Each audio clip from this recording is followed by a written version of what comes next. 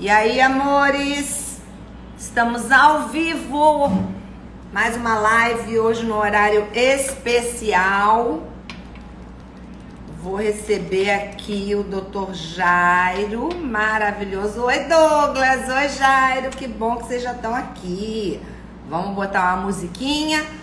Oi, Carol, que bom que você entrou também. Oi, Érica, sempre bom ver vocês. Oi, Carlos, tudo bem, meu amor? Primeiro a entrar, Douglas, gostei. Deixa eu abaixar aqui a música. Claudinho Lobato, seja bem-vindo. Ive, que bom. E aí, galera? Hoje a live vai ser mara, hein? Gostei, Ive. Tinha um tempão que você não entrava. Tô feliz. E aí, galera, como é que vocês foram de feriado? Conta pra mim, foi maneiro? Conta pra mim, meu feriado foi maravilhoso. Dei uma descansada muito boa. Foi bem bom. Oi, Ale, tudo bom, Dairel? Tô com muitas saudades. Adriano, tudo bem? Eu, Ruiva, segunda a entrar. Ah, eu fui a segunda a entrar. Eu, Ruiva, a segunda a entrar, foi ótimo. KKKKK. E aí, galera, me conta, pelo amor de Deus, como é que tá a vida? Eu continuo aqui sem entender muito qual é desse ano que está voando. Eugênia passou o feriado trabalhando, também tô com muita saudade da Ariel, muita. Mas a senhora agora vai ser avó, tá cheia de compromissos. É uma coisa, né? Uma maravilha. E aí, Luiz Armando, que saudade! Como é que você tá? Igor Paiva, tudo bem? Galera, preparem as perguntas, hein? Porque hoje vai ser muito bom. Dr. Jairo, eu tenho a esperança que ele vai me deixar bem um dia, sabia? Tô, tipo, muito afim de fazer um negocinho. Afinal de contas, né, na minha idade, já tô podendo fazer mais do que eu já fiz. Aliás, eu preciso consertar umas coisas que eu fiz e eu vou perguntar logo pro Jairo o que ele acha e se ele pode dar um jeito. Eu já sou bela, Érica, são seus olhos, gatinha. Tem um monte de coisa que eu preciso ajustar, amor. Você não tá entendendo. O bicho tá pegando aqui. Tempo urge. Não é mole, não. Galera, amanhã vai ter uma outra live com a Suzy Brasil. Vai ser muito maneira também. Vai ser 9h12 da noite. Vai ser bem legal. A Suzy é incrível. Eu conheço ela há um tempão. E a gente vai conversar sobre muitas coisas. Pra quem não sabe, Suzy Brasil é um destaque incrível e ainda é o Marcelo, né?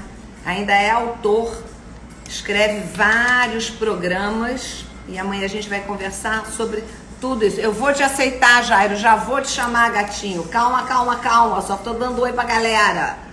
Amor, meus brincos, amor. Jaque Vartarian.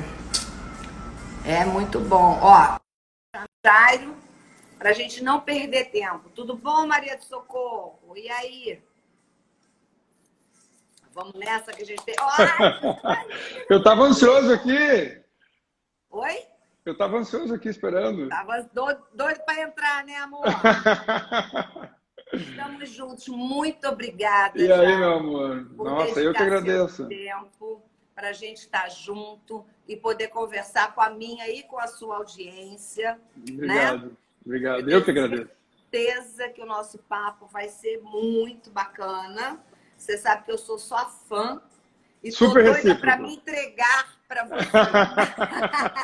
Você quase não precisa, por isso que você está aqui. Ah, preciso, gatinho. Preciso. Vamos começar logo com uma pergunta Vamos começar. Não quer calar. Uma intervenção cirúrgica estética. O desejo do paciente ou o bom senso do médico? O que prevalece? Olha só, uma intervenção cirúrgica sem indicação médica, mesmo que o paciente queira, algo que o paciente queira, mas que não tenha indicação, é um exagero do paciente.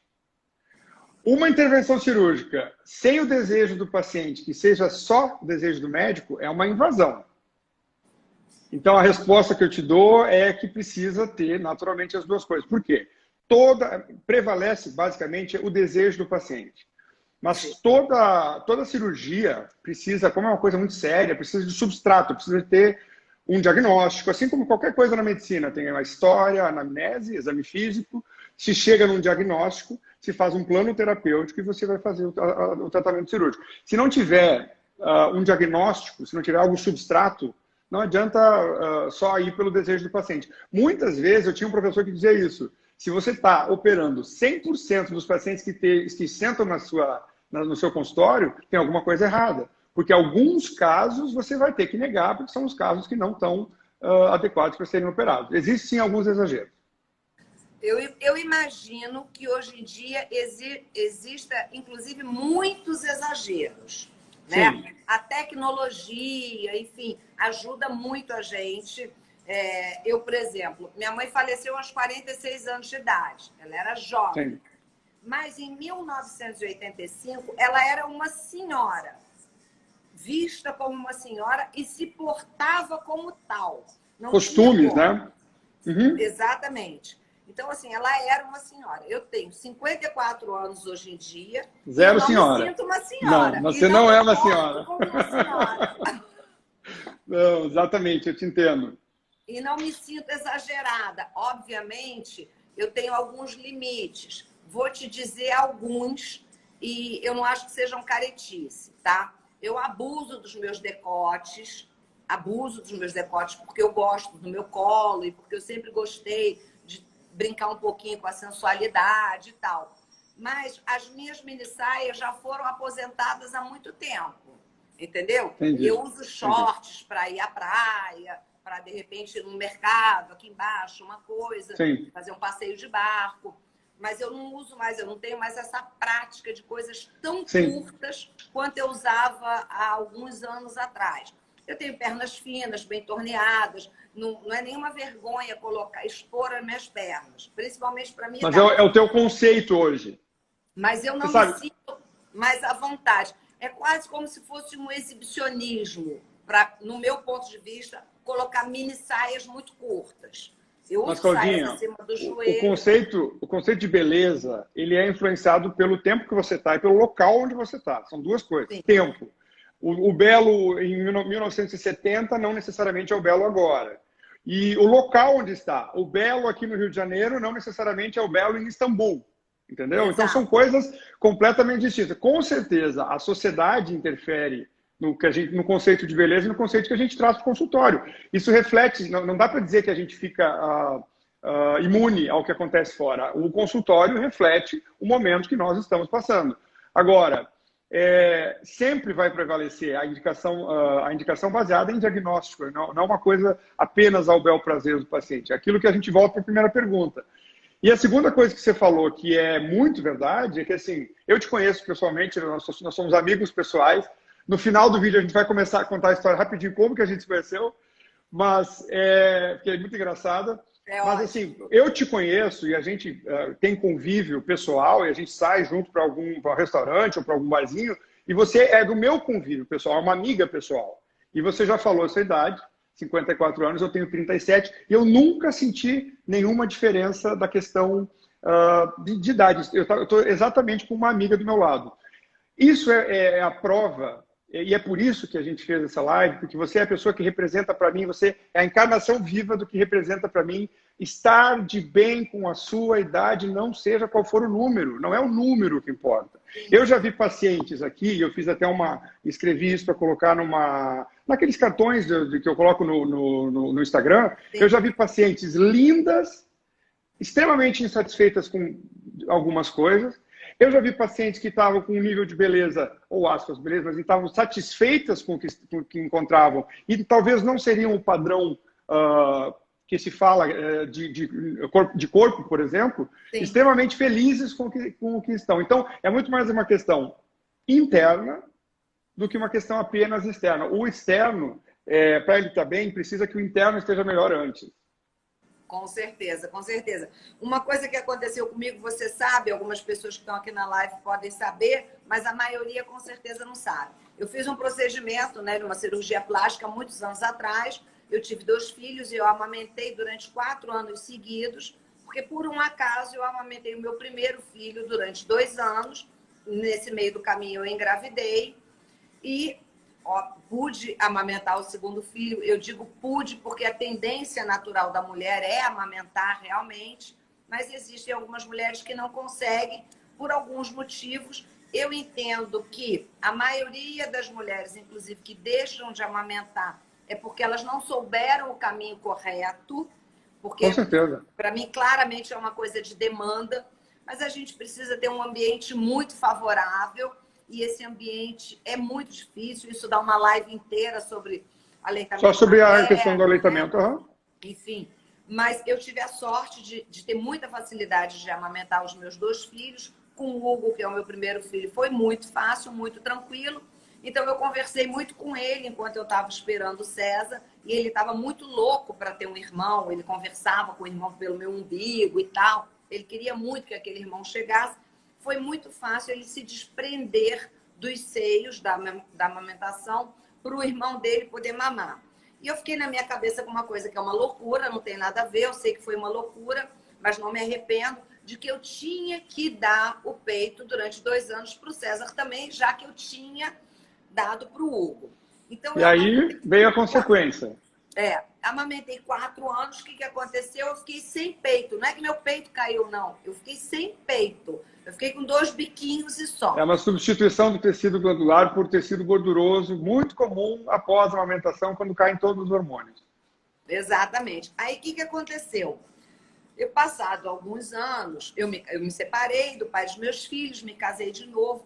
Eu tenho um apego grande com seios, eu acho que representa muito a feminilidade, representa a mulher, com certeza. A feminilidade completamente.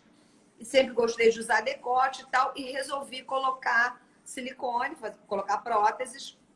Na época, meu segundo marido também me apoiou muito, e eu fiz uma escolha. Hoje, eu acho que eu fiz uma escolha equivocada. Eu escolhi, na época, um cirurgião, que era um cirurgião de renome, que já tinha operado, inclusive, conhecidas minhas, atrizes e tudo. Só que eu fui meio que pelo nome, porque conhecia uma galera, e eu não fiz uma pesquisa tão grande. E acabou não dando tão certo. Ele optou por fazer um tipo de cirurgia que não era a que eu queria, para consertar, porque os bicos do meu seio apontavam um pouquinho para fora. Ele falou, não, vamos fazer aquela cirurgia de pirulito, que eu vou centralizar, botar os 2 bicos apontando para frente e tal. Não deu certo, ele não centralizou, e para piorar ele me mandou passar uma medicação que depois que eu já estava com o seio praticamente cicatrizado, quando eu tirei os pontos, começou a abrir de novo os pontos, porque ele botou 2 medicamentos que não batiam. Então um começou a comer o outro, e graças a uma dermatologista eu descobri isso, parei com a medicação. E aí você ficou com essa impressão negativa, essa experiência negativa. Fiquei, e para piorar, um quadrante de um dos meus seios teve aderência. Então, assim, a minha experiência não foi boa. Por sorte, meu marido, na época, era um cara com uma cabeça maravilhosa, sempre me deixou de alto astral, e eu fui levando. Hoje, eu já tenho mais de 12 anos com essa prótese, já teoricamente passou da época de trocar. E você não quis tocar nesse tema de novo. Então, posso falar? Pode. Então, o que eu falo? Existe uma máxima entre nós médicos que é o seguinte: só não tem intercorrência cirúrgica quem não opera. Ponto. Só não vai ter nenhuma intercorrência cirúrgica quem não opera. Eu tenho as minhas e as questões que é normal de qualquer cirurgião. O que é interessante?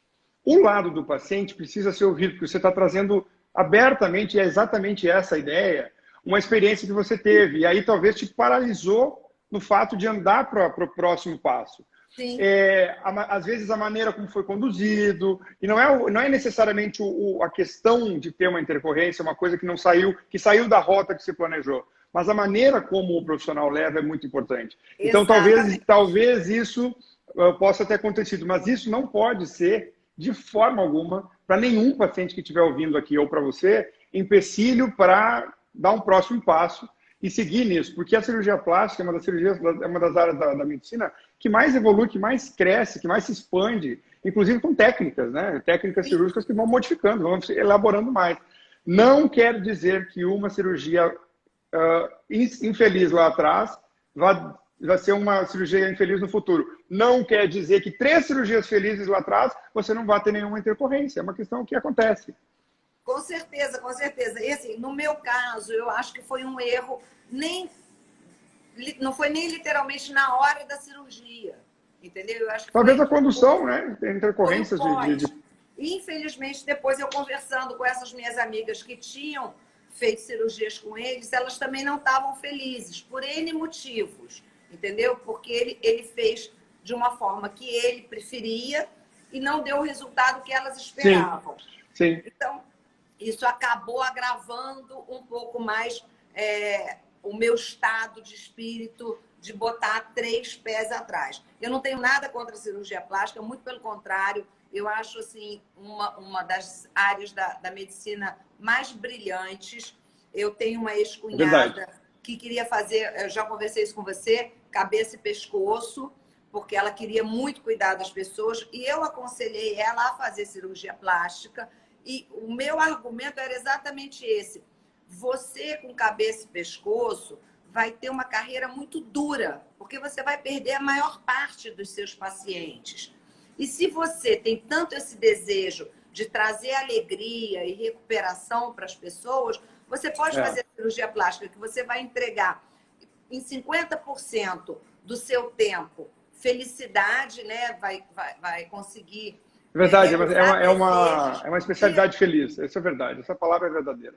E outros 50% você vai fazer cirurgias reconstrutoras. Eu tenho certeza, eu agora estou decidida a trocar minhas próteses. E eu não tenho dúvida nenhuma que o resultado vai ser maravilhoso. Eu não tenho dúvida disso. Hoje eu não tenho mais dúvida. Entendeu? Que bom que essa coisa foi elaborada, mas é interessantíssimo você trazer essa história. Agora, sobre a plástica ser uma área bonita, ela de fato é uma das únicas cirurgias que o paciente vai feliz fazer. Ele deseja muito aquilo. Então, a gente, quando tem pacientes chegando aqui no consultório, a gente está falando de sonhos. Às vezes, eu já ouvi sonhos, eu já vi uma paciente que eu operei em rinoplastia, ela falou assim, olha, eu era pequena, eu já queria operar esse nariz, só que só agora eu me organizei ou financeiramente, ou realmente fui cuidar de mim mesma. São coisas que acontecem na vida, as pessoas vão se deixando em segundo plano, terceiro plano, entra o filho na frente, entra a faculdade na frente, entra o casamento na frente, e se esquecem de alguma forma. Quando de repente vão se dar conta, já passou muito tempo. Enfim, a gente está falando dessa questão de idade ainda, de envelhecimento, que tem tudo a ver com a nossa live de hoje. Você falou agora de rinoplastia, e isso é uma das minhas perguntas. Você é um cirurgião muito reconhecido pela rinoplastia.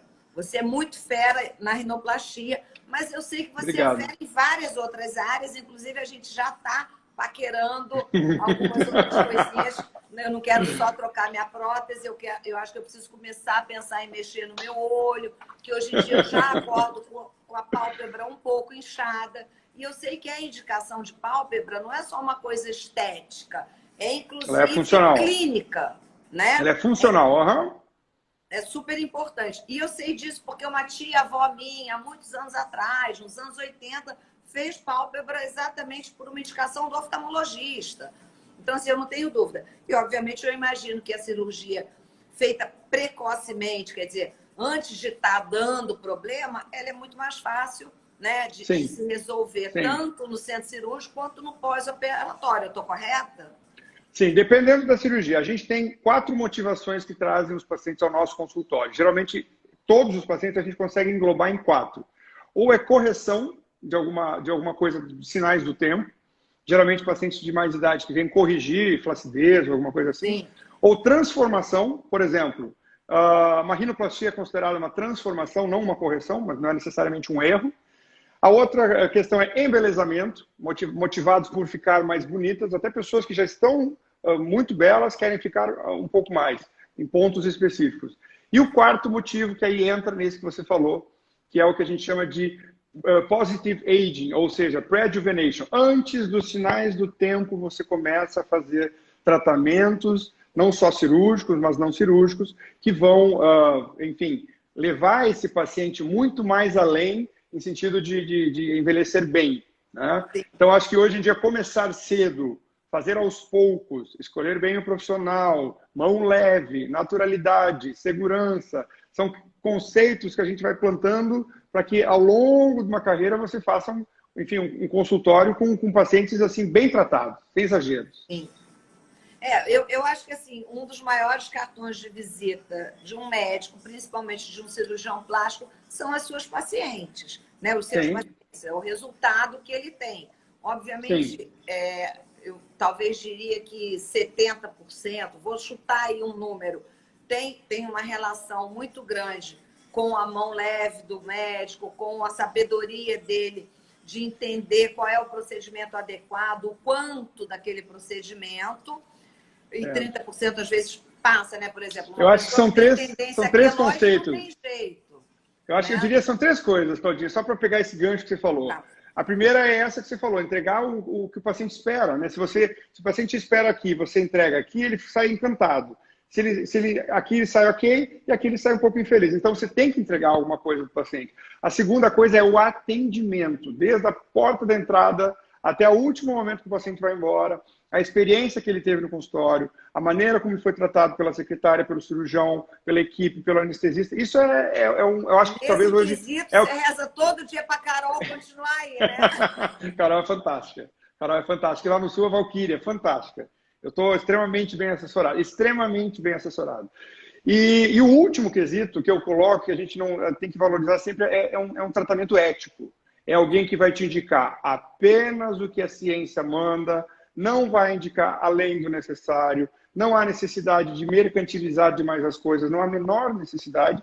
Você faz o tratamento todo de uma maneira ética. Então, são três pilares que eu acho que fazem qualquer profissional deslanchar.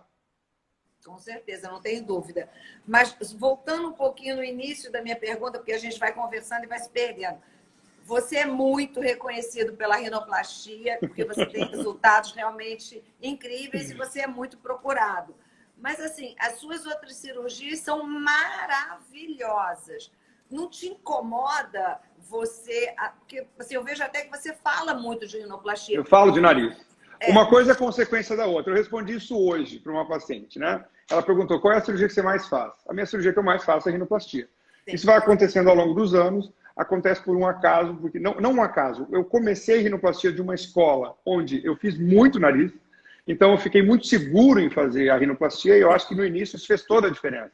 Ao longo dos anos você vai focando, você vai nichando. Eu acho que em cirurgia plástica a gente faz todas as cirurgias estéticas, mas naturalmente o seu consultório vai tomando um rumo. Os primeiros anos da carreira demoram para você entender exatamente qual é esse rumo. Mas quando começa a ficar um pouco mais claro, você foca mais, você fala mais daquele assunto, você vira uma referência naquele assunto, é extremamente importante para o paciente entender que você tem mais informações a respeito daquele tema. Agora, a formação do cirurgião plástico ela é ampla, ela não é só de estética, ela é de estética e de reparadora, e na parte estética, ela é de basicamente todas as cirurgias estéticas. Mama, abdômen, lipoaspiração, face, blefaroplastia, orelha, enfim, ela engloba muito mais. Não me incomoda, viu, Cláudia, isso que você falou, porque eu busco isso, eu busquei esse fato. Mas a gente tem que ter foco naquilo na mensagem que a gente passa, senão o paciente fica perdido um pouco com relação a tanta informação. Entendi. Quando a gente começa a nichar a informação, o paciente recebe aquilo de uma maneira melhor. Começa a associar os nomes. Eu entendi. Agora, a impressão que eu tenho, eu sou leiga, né? Mas a impressão que eu tenho é que rinoplastia é uma das cirurgias... Ui, meu gato passou aqui. Uma das cirurgias que passou Como chama esse negócio? Isso é sinal de sorte para mim, hein? Muito bom, né? Eu tenho a impressão de que a rinoplastia é uma das cirurgias, dentro de cirurgia plástica, mais delicadas, não é? Sim, mais elaborada. Ela exige, sim. Eu sempre falo para os meus residentes lá, rinoplastia não é nenhum demérito a nenhuma cirurgia, não existe a melhor cirurgia, isso não existe. Mas rinoplastia exige um nível de estudo bastante aprofundado, porque são questões, são muitos artigos de diversos tipos de técnicas. É uma área com um povo muito estudioso, muito minucioso. O cirurgião de nariz ele tem que ser minucioso, porque 1 milímetro no nariz faz diferença. Então, é uma cirurgia que acaba tendo que ter o cirurgião com esse perfil. Não só essa, tem outras cirurgias que exigem facelifting, por exemplo. Facelifting é uma cirurgia que é extremamente elaborada, também exige características especiais do cirurgião. Ao longo da carreira, a gente vai se encontrando, a gente vai achando o nosso mercado, o nosso nicho, e vai acabando configurando uma clínica específica de um tratamento X ou Y. Bom, você tem milhões de fãs aqui. Tem, Dr. Jário é gênio, tem uns pacientes Dr. Jário aí. É o melhor. Olha, tá uma maravilha. Leonardo é um irmão, meu querido. Seu fã-clube veio em peso, né? O seu também, que eu já vi. Me diz uma coisa, meu amor. Tratamentos preventivos, né? Por exemplo, Botox. Botox, no meu ponto de vista, é um tratamento preventivo de fato, preventivo. Né? Para você, eu acho que ele não te livra de um lift, né? Não chega a fazer isso, mas ele previne envelhecimento, especialmente do terço superior do rosto. Toxina botulínica é o tratamento estético mais realizado no mundo. Mas assim, 1000 vezes na frente do segundo colocado. Por quê? Porque se popularizou de certa forma. Então, a toxina botulínica, a gente começa precocemente para já começar a evitar os sinais das rugas hipercinéticas, né? Os sinais de pé de galinha, como se fala, ou na região da glabela, ou na região da testa. Não tem, assim, é preciso, é extremamente seguro, é eficaz, não tem grandes contraindicações, então acho que não há por que não fazer. Hoje nós temos, muito diferente de 30 anos atrás e de 20 anos atrás, muita tecnologia associada, além de toxina, muitos aparelhos, muitos tratamentos que fazem com que as cirurgias, por exemplo, de face, sejam feitas numa idade mais tardia. Antigamente você fazia com 45 anos o primeiro facelifting. Hoje, facelifting com 45 anos, olha, só para alguém que tem muita necessidade, mesmo. Talvez alguém que perdeu muito peso, que tem a flacidez cervical muito grande. Aí você indica o facelift, mas geralmente alguém com 45, 50 anos, você não vai indicar uma cirurgia de face. Vai fazer tratamento com preenchimento facial, vai fazer bioestimulação de colágeno, enfim, uma série de tecnologias, lasers, diversas tecnologias de ultrassom microfocado, que me faltou a palavra. São diversas tecnologias que nós temos hoje. Isso é muito bom, né? Até porque quando o paciente chega para você, para um centro cirúrgico, ele está mais saudável, digamos assim, está mais bem preparado. Uma pele melhor, é um paciente mais informado. A questão da rede social hoje é fantástica nesse ponto. Ela acaba dando ao paciente uma série de informações que antes não se tinha. Então você tinha que, hoje em dia o paciente consegue escolher com um pouco mais de propriedade, escolher o profissional, ter um pouquinho da noção do perfil. O fato do vídeo facilita o paciente a ver a pessoa como ela fala, eu já percebi alguns pacientes que falam, olha, parece que eu te conheço, porque eu te acompanho tanto e finalmente cheguei aqui. O vídeo aproxima, e não é só, óbvio que não é só esse o critério. O critério tem que ser técnico em primeiro lugar. Um profissional correto, um profissional bem informado, adequadamente formado, membro da Sociedade Brasileira de Cirurgia Plástica e que tenha características que você goste. Realmente, assim, hoje em dia as redes sociais e todas as possibilidades que a gente tem, né? Desde um site até as redes sociais, com o acesso que a gente tem a pesquisar o profissional, porque você começa não só a conhecer o profissional, como você falou, parece que eu já te conheço, de tanto ver falar, mas você vê os comentários. O Léo já fez milhões de comentários aqui maravilhosos, mas ele fez um comentário ainda há pouco, que é só passando para dizer que fiz uma rinoplastia com esse monstro de profissional e faria mais 300 vezes. Ele é impecável. 300 narizes. Ótimo, Léo, obrigado. Quando a gente ouve, olha só, o Robson Agra está falando, fiz 2 rinoplastias acopladas com desvio de septo. Eu vou responder o Robson, eu já vi a pergunta dele. Se voltar ao lugar de antes, o meu voltou por 2 vezes. Tenho receio de fazer a terceira cirurgia e ele voltar. Robson, o que eu vou te responder? Tem que avaliar bem se não está havendo outras questões que estão obstruindo o fluxo aéreo. O fluxo de ar não é só interrompido pelo desvio do septo. O septo é uma cartilagem que fica separando o nariz em 2 lados. É uma cartilagem longa, ela vai bem lá no meio da face. Ela tem uma parte que é osso e uma parte que é cartilagem. pode ser que você tenha o desvio lá no fundo, na parte óssea, e tenha sido corrigido só a parte da cartilagem.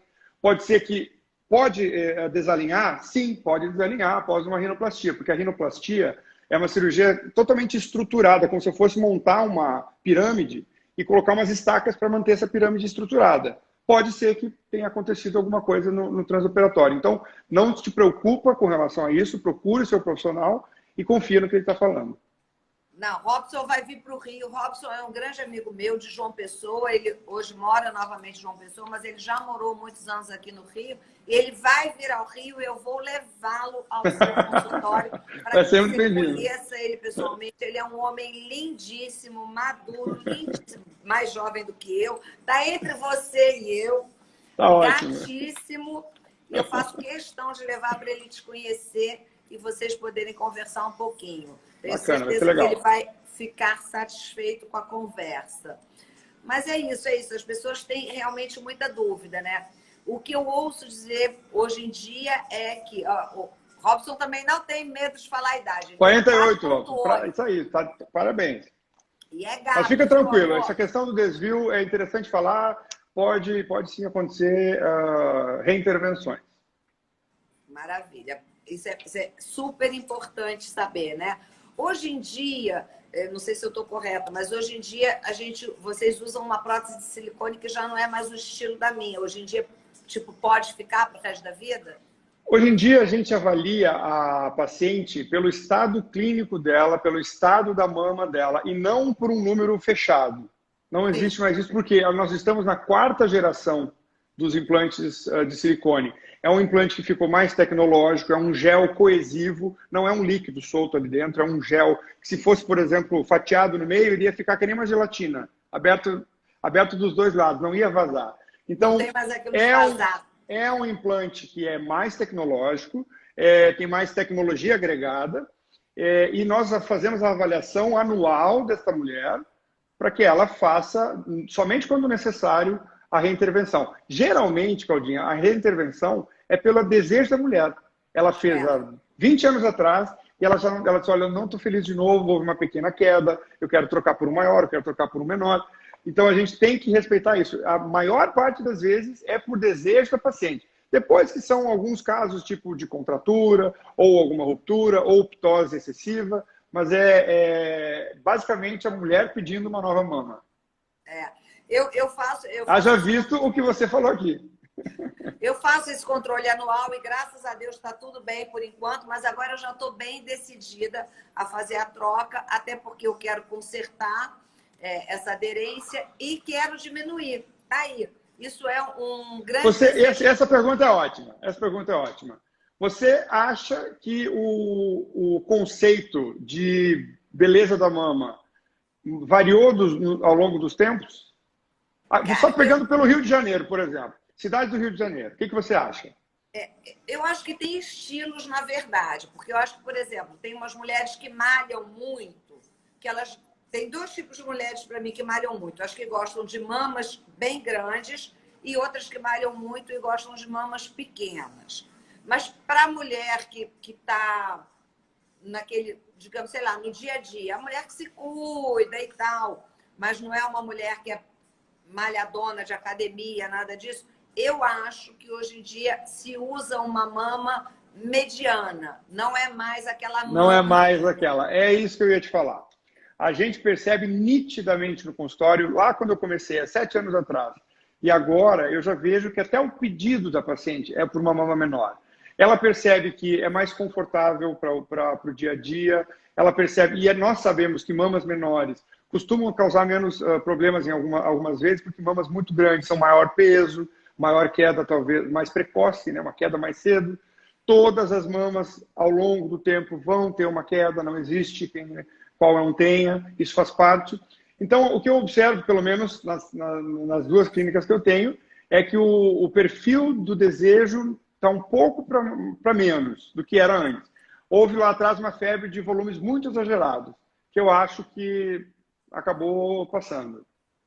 Eu preciso dar oi para o Charles Paravente, que entrou ainda há pouco, me fez um elogio, só quando necessário, você está top. Cláudia, muito obrigada. Cláudia está top mesmo, viu? Está linda, linda, linda. E ele disse aqui, eu prefiro uma mama que não faça a mulher sofrer. Olha que coisa linda. Bonita. Maravilhoso, Verdade. né? Eu Mas também, Charles, com certeza. eu tenho uma coisa que eu posso te dizer, por hoje eu preferi uma mama menor. Eu acho mais chique, na verdade. Eu acho mais Eu acho elegante que uma também. mama muito grande, ela fica sexual demais. Ela sai da sensualidade e ela vai para a sexualidade, tá? Olha que Eu não digo bacana uma colocar mama, isso, hein? eu não digo uma mama de nascença, não, porque as coisas de nascença, mesmo que não te deixem tão confortáveis, eu acho que ela acaba adressando com a pessoa. A pessoa acaba mudando porque está incomodando. Mas eu acho que, assim, no frigir dos ovos, a pessoa, do jeito que vê ao mundo, ela é boa, ela é bonita, é a beleza dela e está tudo certo. A Sim. gente tem hoje a possibilidade de melhorar, de fazer de uma maneira que a gente fique mais confortável. Mas, assim, uma mama, uma prótese mamária muito grande, eu acho que traz essa sexualidade que, no meu caso, no meu ponto de vista, é desnecessária, entendeu? Sim, eu concordo plenamente com a tua opinião. Concordo. Eu mesma me controlo hoje com os meus decotes que eu adoro, porque senão fica exagerado, entendeu? Sim, e aí me fizeram essa pergunta recentemente, quando você tem uma mulher pedindo uma mama exagerada, você coloca ou não? Aí é o seguinte, se estiver dentro daquele preceito que eu acho que vai ficar adequado cirurgicamente, do ponto de vista médico, pensando em saúde, pensando em prognóstico ao longo do tempo, não tem problema. Aí nós colocamos no limite daquilo que eu acho agradável aos olhos. Agora, para aquela mulher que vem pedindo mamas muito grandes, eu tenho que pegar o mais alto possível dentro desse limite. Querendo ou não, o cirurgião tem que aconselhar o paciente. O cirurgião é quem vê os casos na amplitude. Ele vê todo tipo de caso, ele vê o pós-operatório, ele vê o pós-operatório de 15 anos, de 10 anos, e ele tem que aconselhar essa mulher quando vai fazer essa escolha e dizer, olha, essa escolha não é a mais adequada para você por isso, e argumentar para a paciente por que precisa um implante talvez menor. Eu não estou falando que eu vou colocar um implante pequeno em todo mundo, não é isso. É que às vezes as pessoas, algumas vezes, cada vez menos, mas algumas vezes vêm pacientes pedindo implantes exageradamente grandes. Não é o que eu acredito, enfim. Sim. Antes da gente entrar na nossa história, que é muito deliciosa... Fantástica. Nossa história vai dar 15 minutos a nossa história. A gente tem poucos minutos de live.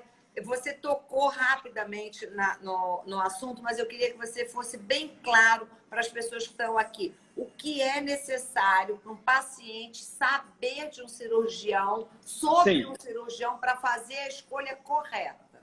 Eu vou falar bem didático. Então, a primeira coisa é garantir que você está na frente de um cirurgião plástico. Como que se sabe que você está na frente de um cirurgião plástico? Muito simples. Você vai entrar no site da Sociedade Brasileira de Cirurgia Plástica, www.cirurgiaplástica.org.br. Não tem como esquecer. E lá tem uma caixa bem grande. Digite o nome do cirurgião. Se apareceu Jairo Casale, cirurgião plástico, aparece o currículo da pessoa, pronto. Primeira coisa. Estou na frente de um cirurgião plástico. Alguém aqui entraria num avião que não é pilotado por um piloto? Você entraria? Eu não entraria. Ninguém. Você deixaria sua mãe entrar nesse avião que lá na cabine não tem um piloto? De forma alguma. Tem outro profissional. Muito bom, mas outro profissional. Um piloto de kart, por exemplo. Não fecha. Então, assim, se a gente não entraria num avião que não fosse pilotado por um comandante, por que a gente entrega o nosso corpo a alguém que não é um cirurgião plástico quando vai fazer uma cirurgia plástica? É uma coisa que eu não consigo entender muito, não. Eu tenho um pouco de impaciência com essas questões, assim. Porém, a gente tem a nossa função é informar. Então, a primeira coisa, estou na frente do cirurgião. A segunda, houve conexão. Eu falei o que eu queria, fui atendido. Eu coloquei a minha dúvida, houve um feedback. Eu coloquei meu diagnóstico, houve um plano de tratamento. É a segunda coisa. Deu liga numa relação. É uma relação humana, é uma relação entre dois seres humanos. Sim. Ela tem que dar certo. A gente vai ficar falando com o paciente, a gente vai ficar ligando para o paciente. Tu tem que se sentir confortável. Então é o teu feeling, o teu instinto. Quando você sente que bateu, bateu. Quando você sente que não bateu, não bateu. E a terceira questão, eu acho que a gente tem que falar de questões mais monetárias.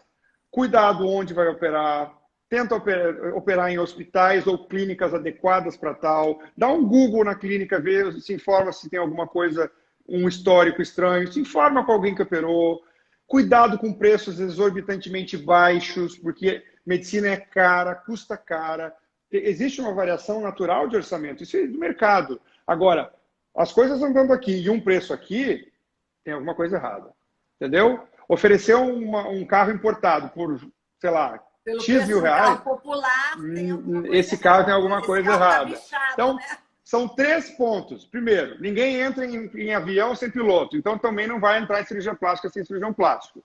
Número 2, empatia, deu certo, gostei. Ele falou, ela falou o que eu queria. E a terceira coisa, esse preço está dentro de uma margem natural. Esse preço, perdão, eu odeio essa palavra, esse valor, que não tem preço, não é Sim, é produto. valor, é isso Esse aí. valor. Esse valor está adequado ao que eu imagino, está adequado ao que eu me organizei. A gente tem diversas possibilidades de orçamento.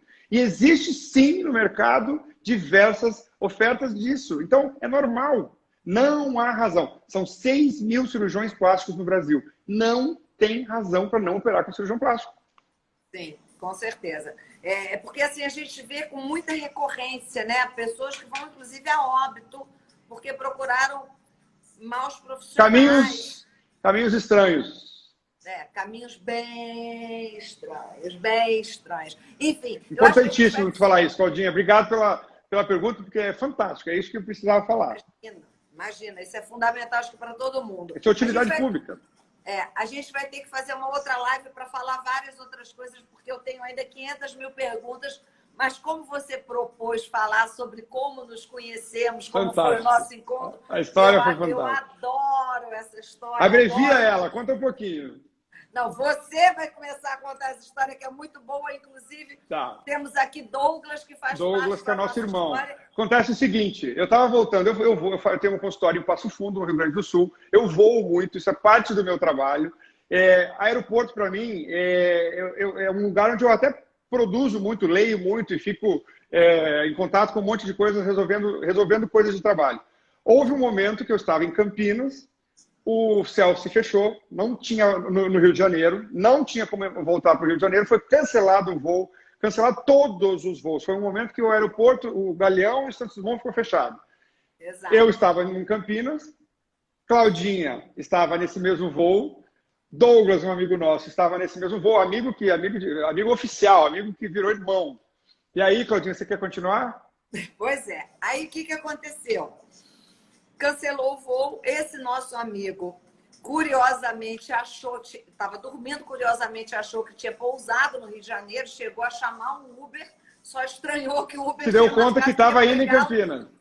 Pegá-lo no aeroporto em Campinas, ele achou que estava dando algum bug ali no aplicativo dele, ele levou um tempinho para entender. Como tanto Santos Dumont quanto o Galeão não tinham previsão de abrir, nos deram vouchers para que a gente fosse almoçar. E aí que nós nos encontramos. E o aeroporto tinha poucas opções, nisso nos encontramos. Primeiro eu e Douglas conversamos rapidamente, mas ainda não foi naquele momento que a gente grudou, né?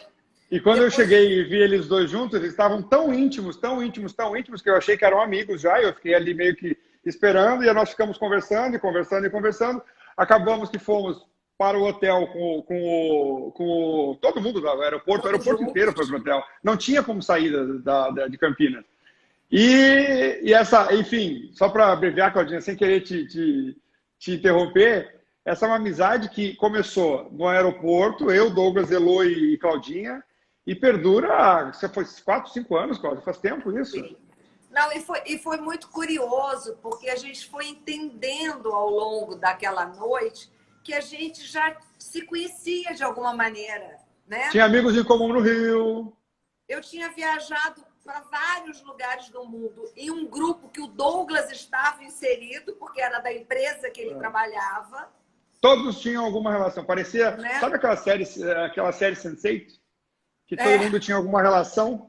Parecia exatamente aquilo. O mais interessante, quando você conhece alguém que tem empatia, que tem assunto, que tem liga, como eu falei, você fica amigo, não tem como, não tem por que não ficar. E a gente E é ficou isso que eu te falei. Pode falar. A gente ficou Não, isso que eu te muito falei. amigo, né? Muito amigo próximo, até hoje. Muito bom. Foi um encontro maravilhoso, maravilhoso, maravilhoso. Criamos um grupo. Infelizmente, a Elô mora longe da gente, então ela não é tão presente na nossa vida, porque ela mora no interior de São Paulo, também tem uma vida tão agitada quanto a nossa, né? É a única milionária do grupo. Você e o Douglas são os amigos que eu conheci no aeroporto e são até hoje. Amigões de verdade. Muito bom, né? A vida foi muito grata com a gente num momento desagradável, porque assim, a gente não conseguiu voltar para casa depois de dias de trabalho. É sempre chato, né? A gente tem uma agenda a cumprir e tal.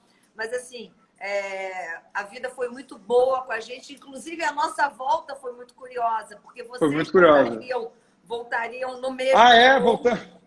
E eu Chegamos tinha na poltrona uma do lado da mão, outra. eu tinha aberto mão de voltar naquele voo para o Douglas poder voltar, porque ele tinha horário. E no final das contas eu resolvi ir para o Todos no mesmo aeroporto voo. com vocês. Tinha um lugar no voo ainda. E eu ainda vim sentada do lado de vocês. Era muita coincidência. A gente tinha que ter jogado na Mega Sena naquele dia. O mundo não queria que nós nos separássemos, né? Ah, é muito bom. Claudinha, outra coisa. Eu não sei se você percebeu, mas talvez o teu nicho de trabalho é outro, mas na pandemia eu percebi que as pessoas começaram a se olhar um pouco mais, talvez por ficar mais em casa. Isso com certeza deixa a gente confinado e fica mais talvez reflexivo, ou talvez faz aquele projeto que estava guardado na gaveta há muito tempo. Sim. Eu mesmo tive as minhas transformações. E eu percebi que seria até o inverso que eu imaginei lá atrás, um aumento, todos os colegas da estética perceberam isso, um aumento da procura por procedimentos estéticos. Sejam eles os menores, como os de face, em consultório, sejam as cirurgias plásticas. O que tu acha que é o principal motivo disso aí, Claudia? Você que tem uma análise tão macro das coisas. Na verdade, o que eu acho, Jair? Eu acho que assim, houve realmente isso. As pessoas começaram a olhar para si, né? Houve um primeiro momento meio de estranheza, um primeiro momento achando que a coisa ia ser rápida. Quando a coisa não Quando caiu a rápida, ficha. quando passaram aqueles 15 dias que todo mundo achava que ia ser só... E era mais 15, mais 15. Quando isso ficou real, que as pessoas começaram a falar, gente, isso não é brincadeira não, o bicho está pegando, as pessoas tiveram que, querendo ou não, olhar para si e reestruturar a sua vida. E aí elas reestruturam o emocional e o físico, obviamente. O físico, eu acho que sim. Né? O físico estético, o físico da sua casa.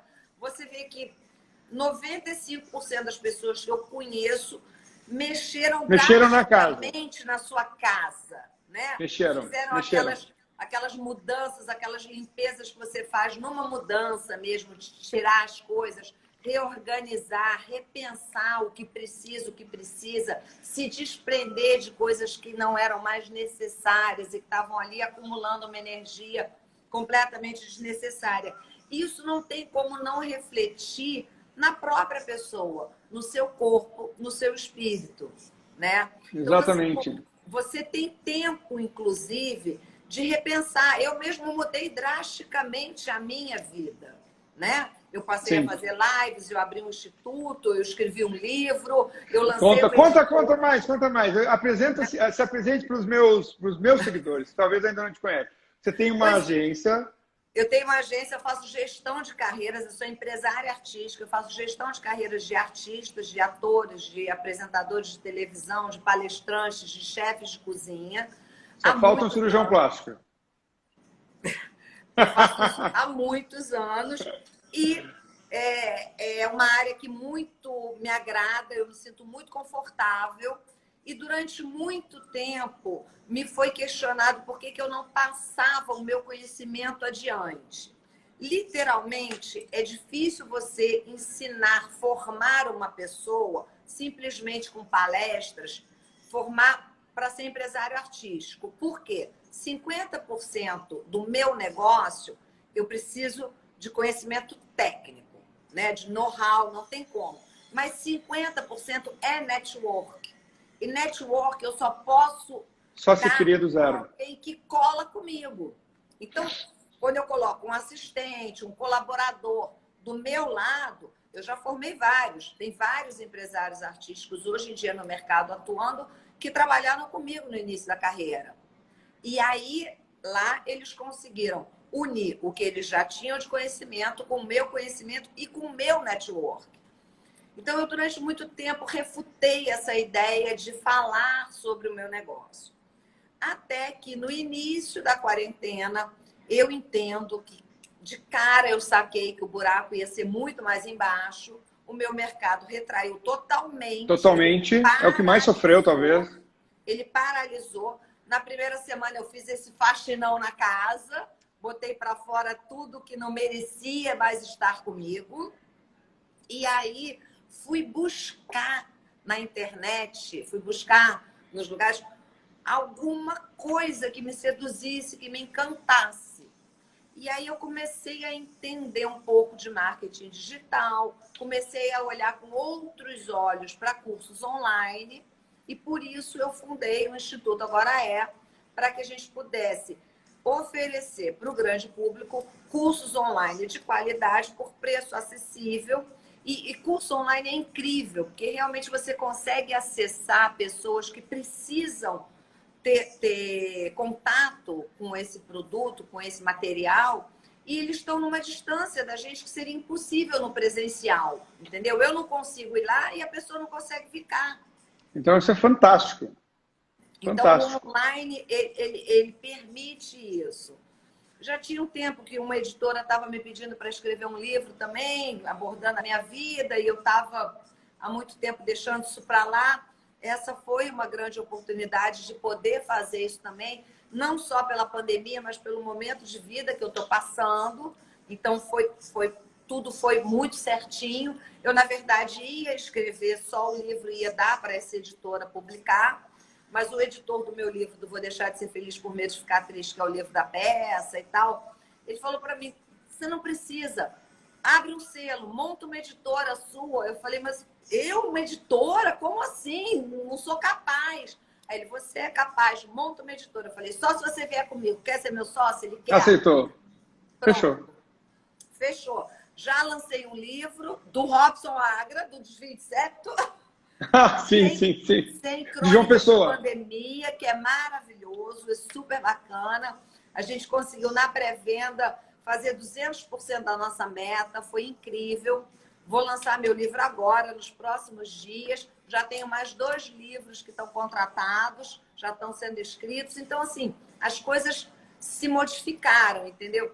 Essa pandemia, ela pode ter trazido momentos terríveis para muita gente, mas eu acho que o benefício das pessoas olharem para dentro, se reconhecerem, entenderem o que elas são capazes e modificar e dar passos à frente e reavaliar a vida foi muito incrível. É exatamente a frase que eu li, que é... Eu peguei uma frase sobre envelhecimento, né? Eu peguei até no livro que eu tinha, do aquele filósofo Osho, que é o seguinte, eu até anotei, envelhecer qualquer animal é capaz. Desenvolver-se é prerrogativa dos seres humanos. Somente uns poucos reivindicam esse direito, que é completamente diferente do que a gente falou. Completamente. Interessante, interessante. A Maria Socorro fez assim, reforma íntima, isso é maravilhoso. Reforma íntima. Eu, na pandemia, por exemplo, só para falar brevemente, nós temos poucos minutos, para que me serviu, por exemplo? Já que eu estava muito tempo em casa, da mesma forma, curso online, acho que muita gente fez, e eu fui convidado por colegas de outros estados, Brasília, de Maceió e de outros locais, a dar palestra. Isso acabou me botando mais dentro ainda da questão dos estudos, acaba, querendo ou não, indiretamente projeta você como profissional. Eu estava dando, quando me vi dando uma palestra para 400 médicos, entre cirurgiões plásticos e dermatologistas, aí eu me dei conta do quanto aquilo tinha sido benéfico para mim. E, querendo ou não, é uma imensa oportunidade, né? É uma maneira de se sentir extremamente lisonjeado. Então, a reforma íntima que o pessoal falou, eu acho que tem que acontecer. Quem passou pela pandemia e não fez nenhuma reforma íntima, eu acho que perdeu um bom tempo de fazer alguma coisa. Com certeza, com certeza. Mas fica a dica, né? Ainda temos um tempinho aí de Temos, ainda não reclusão, saiu. né? Já está dando para sair, fazer uma coisa ou outra, mas ainda não é a vida como era antes. Fica a dica. Quem não, né, não teve a oportunidade de se entregar a essa reforma íntima, que pense que a oportunidade é muito bem-vinda, que a gente aproveite isso hoje e sempre, porque que não precise mais virem outras pandemias para que a gente, de tempos em tempos, mexa intimamente e possa se reorganizar para poder seguir esse caminho de uma forma mais intensa, com menos peso e mais feliz, porque afinal de contas a gente só está aqui para ser feliz, né? Com certeza. E a última mensagem que eu quero dizer é aquilo que eu falei lá no início, a diferença entre envelhecer e ser um velho, que idade é uma questão de estado de espírito e não um número, né? E que hoje em dia, falando de uma questão talvez menos filosófica, mas mais técnica, que hoje em dia nós temos tanta tecnologia e tanto tratamento à disposição que a gente pode começar tudo isso de uma forma precoce para fazer um passar do tempo de uma maneira muito mais bonita e muito mais saudável. Com certeza. Jairo, quero super te agradecer por essa live e quero te pedir para a gente marcar uma outra live lá para o final de novembro, porque eu tenho certeza que quando terminar essa live vai ter uma galera pedindo para a gente voltar e falar, abordar outros temas, de repente se aprofundar em mais alguns outros assuntos. Eu não tenho dúvida que as pessoas vão querer mais da gente e a gente é facinho, a gente a gente adora falar. Super quietinhos os dois, não falam nada, não usam o Instagram para nada. Pois é. Fantástica a participação de todo mundo, agradecer os amigos que estiveram aqui, agradecer os pacientes que estiveram aqui, agradecer minha família que está aqui. Aliás, nós vamos fazer um minuto para falar de outra mulher que eu acho fantástica, Cláudia, você já deve ter visto. A minha mãe tem 69 anos. Sim. E não parece nem de perto que tem 69. Talvez a mentalidade de alguém já nos 60 anos seja um pouco mais séria. Ela é uma pessoa, não é como você, ela é mais na dela. Mas ela externamente soube levar tão bem. Claro que houve algum cuidado aqui ou ali, mas nada cirúrgico, por exemplo, nada. Sim. Então é uma mulher que soube levar muito bem. Não só você é uma mulher que está muito bem na faixa dos 50, minha mãe está chegando nos 70, linda. Então dá para chegar à idade da maneira como você quiser.